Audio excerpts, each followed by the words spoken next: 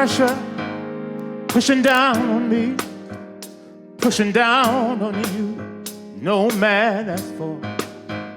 Under pressure, it burns a building down, splits a family in two. There's people on the streets, yeah.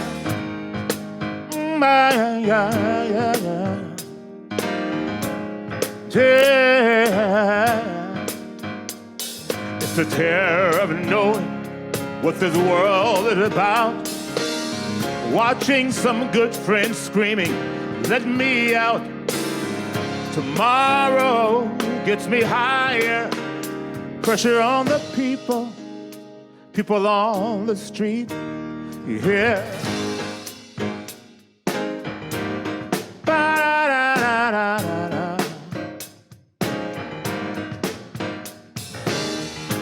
Kicking around my brains on the floor.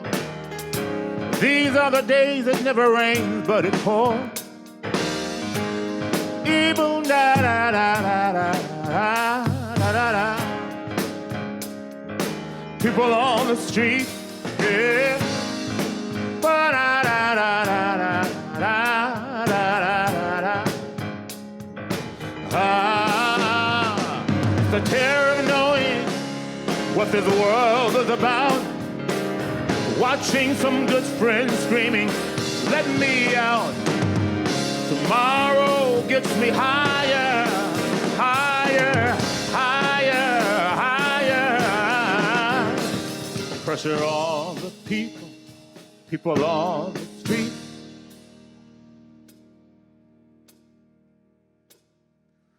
Turned away from it all like a blind man. Sat on the feet, but it didn't work. Keep coming up with love, but it's so slashed and torn. Why?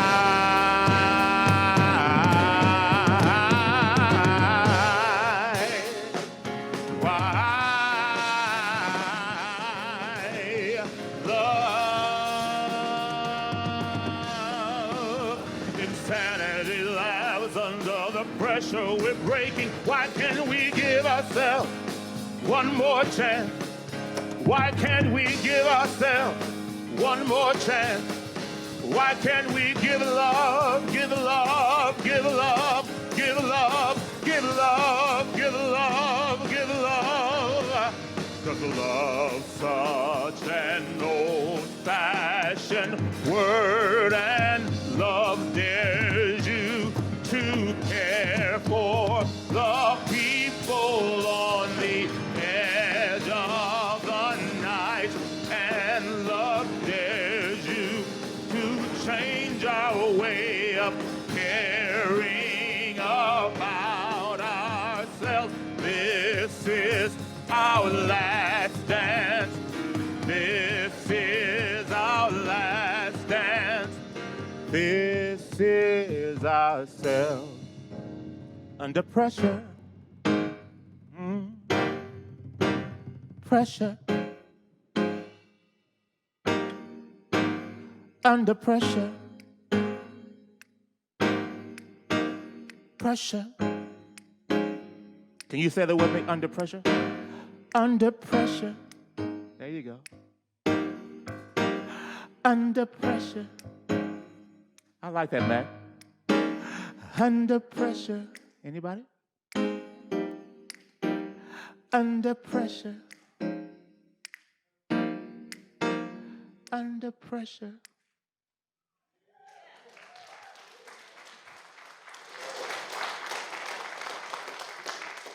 I can see Freddie Mercury and David Bowie smiling down from heaven, hearing you two make that happen. That was great. Thank you all.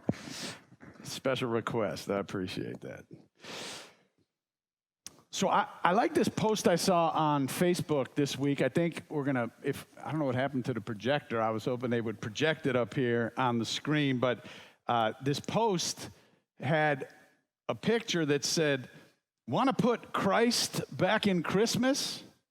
Feed the hungry, comfort the afflicted, love the outcast, forgive the wrongdoer, inspire the hopeless. That would actually be a good way to put Christ back in Christianity, too, in some of the churches around where there are a lot of people calling themselves Christian who don't seem to have ever read what Jesus actually said.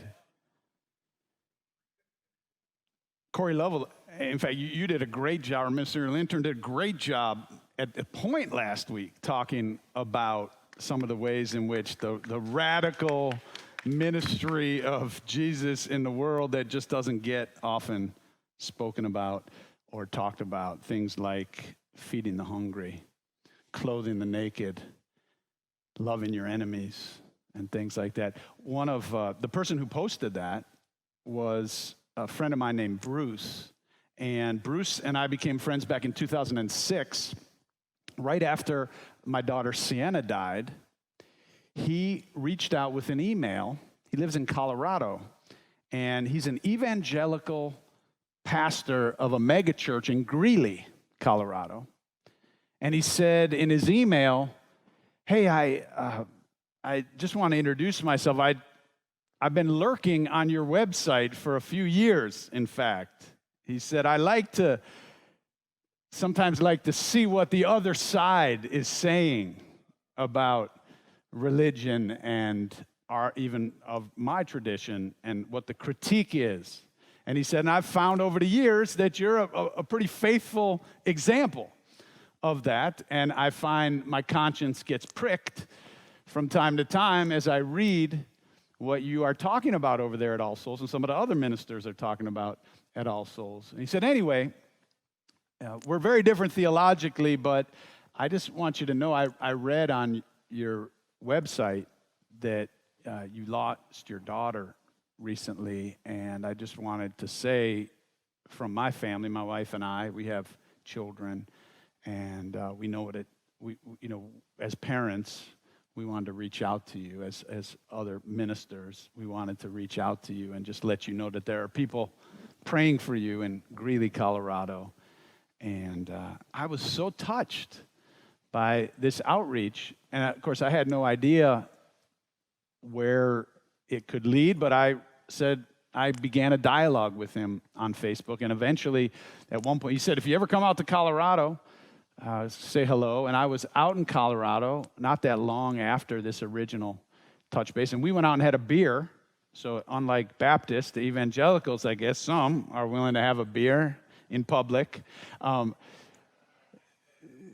So we had a beer and we talked, and he's a great, wonderful person. And then a few years later, some of you might remember this, a few years later, he was coming to Tulsa with his wife to do a wedding for the children of a couple in his congregation. So he reached out to me, and I'd never met his wife. He'd never met Anitra. So I said, "Well, come, let's get together. And if any chance you could stay over on Sunday, and because what I'd love to do is have a service together and talk to my congregation about our relationship, because most of the people in my congregation are also in relationship or trying to be in relationship with relatives or friends who are evangelical Christian or who think or believe very differently from them.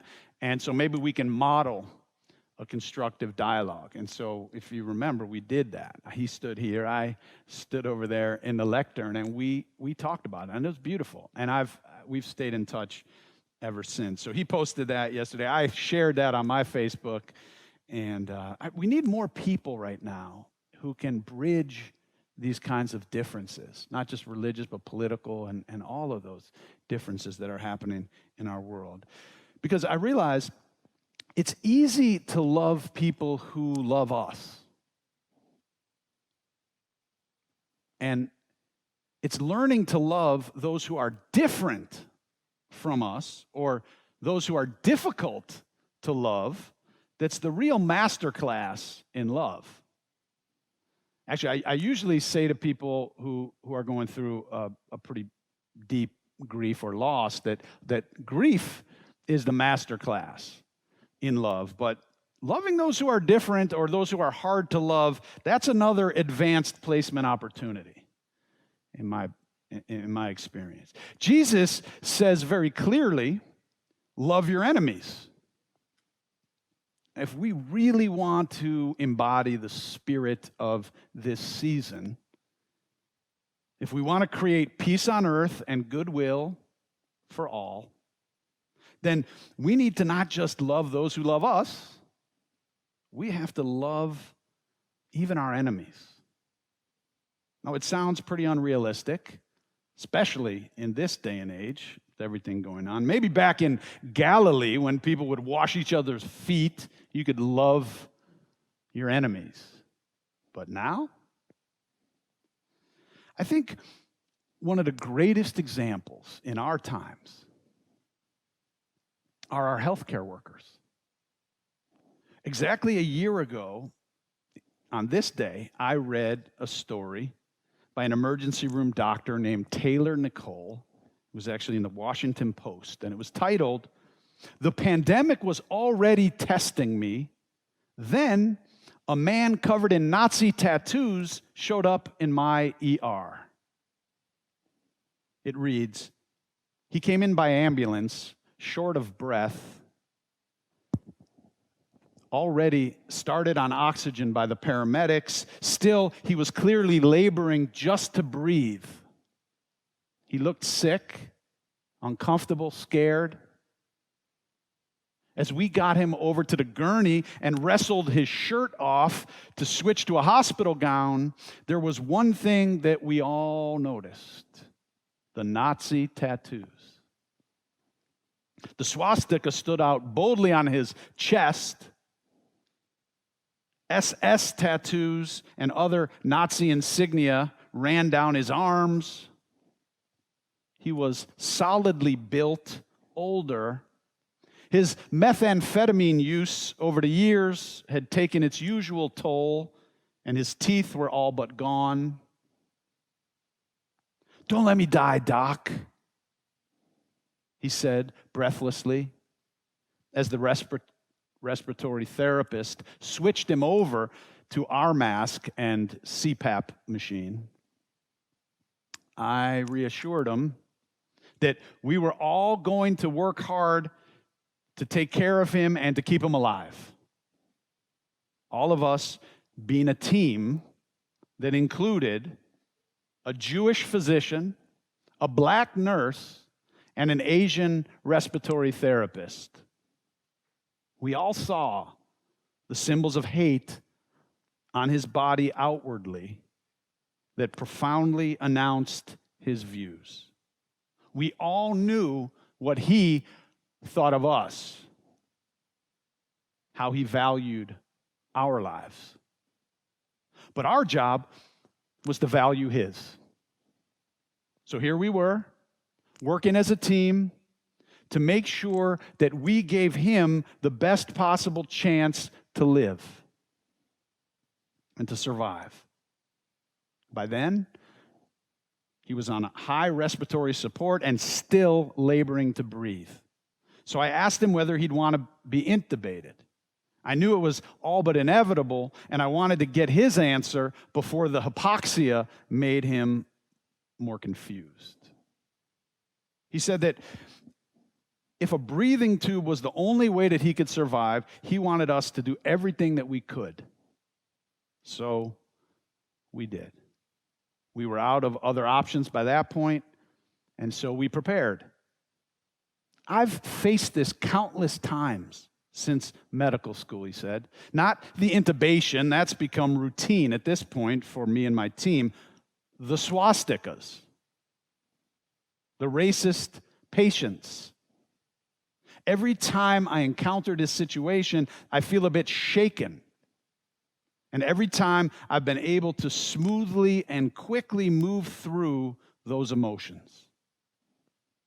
I went into this job wanting to save lives. They came here needing a doctor, and Taylor, you're a doctor, is my mantra that I've repeated to myself when I feel as though my empathic core is waning. I see the SS tattoo and wonder about what he might think of having a Jewish physician take care of him now. Or how much he would care about saving my life if our roles were reversed. Yet our doors will always be open, no matter who you are, so you can seek care when you need it.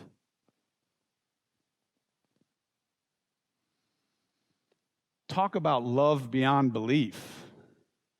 Talk about universalism. Those healthcare workers, our healthcare workers, are incredible exemplars of what that means. He says, they came here needing a doctor, and Taylor, you're a doctor. What if you and I were to say to ourselves, in the face of those that we might consider enemies or just difficult people in our lives, they came here needing love, and love is my true nature. In the song we heard a moment ago called Under Pressure, it has stark images of people turning away from people. Under pressure that burns a building down, that splits a family in two, that puts people on the streets. Have you ever experienced a building fire? You can raise your hand or put something in the chat if you're online. Have you seen a family split in two? You might not want to raise your hand for that one. That one might be a little too personal. Hit a little too close to home for some of us. Have you ever been put on the streets? You might not want to put that in the chat. You're welcome to. But we've all seen people put out on the streets around us. Under pressure, people turn away from people. The Bible says turn the other cheek, but too often we turn our backs on one another. We're under a lot of pressure right now with the pandemic, so many deaths, so many unknowns to be scared about. We're seeing our democracy flailing or failing, the environment in crisis. Under pressure, many people turn away from each other. But life is about learning to love. The song says, love is such an old-fashioned word. It dares you to care for the people on the edge of the night. Love dares you, people on the streets, to change our way of caring about ourselves. Love, is it such an old-fashioned word? This is our last dance, the song says. A reminder, perhaps, that we only go through this life once. The best thing we can do is love fiercely. And that means figuring out how to love not just those who love us back, because that's easy. That's the easy part for most of us. If we want to help create peace on earth and goodwill to all, we need to learn to love the difficult people. Dare I say, our enemies, perhaps. Now, the genius of this advice is, as soon as you start loving your enemy, they're no longer your enemy anymore. The act itself transforms things. Love itself transforms things. Gandhi knew that. Martin Luther King Jr. knew that. They led mass movements and changed history with the knowledge that love itself transforms things. Now, I know this is called the season of miracles. And by the way, happy Hanukkah to all of our Jewish members or members with Jewish heritage. I see you out there. My family, my dad's family, that whole side. And it's also the time when people put creches out in front of their homes and on street corners and in front of banks. with a baby who is supposed to represent God coming into the world in the form of a human being. What if the great rabbi is right, the one from the children's story this morning, that the Messiah is among us? What if it's true that we are the ones that we've been waiting for? The next time you're confronted with a difficult person, and it might be in a few minutes, try saying to yourself, they came here needing love, and love is my true nature. Don't let anyone else make you hate. Be the change you want to see, because I'm here to tell you we are the ones that we've been waiting for. Thank you for joining us. For 100 years, All Souls in Tulsa has been a beacon of this free faith. We offer our services and programs freely online for all those who are interested. You can help us to do this by making a one-time gift today or a reoccurring pledge. We really appreciate you joining us and being a part of helping us make All Souls in Tulsa what it is. Thank you. We are the ones we've been waiting for. We are the ones we've been waiting for. We are the ones we've been waiting for. We are the ones, we are the ones we've been waiting. We are the ones, we are the ones we've been waiting. We are the ones, we are the ones we've been waiting. We are the ones, we are the ones we've been waiting. I wonder if I could get you to say that with me. Would you participate? We are the ones, we are the ones we've been waiting. We are the ones, we are the ones we've been waiting. Again. We are the ones, we are the ones we've been waiting. We are the ones, we are the ones we've been waiting. Now I would like for the lower voices to continue that, and then I'm going to give the higher voices the one I was singing at the beginning. How about the lower voices? We are the ones, we are the ones we've been waiting. We are the ones, we are the ones. Higher voices. We are the ones we've been waiting for. We are the ones we've been waiting for. Try it. We are the ones we've been waiting for. Very good. We are the ones we've been waiting for.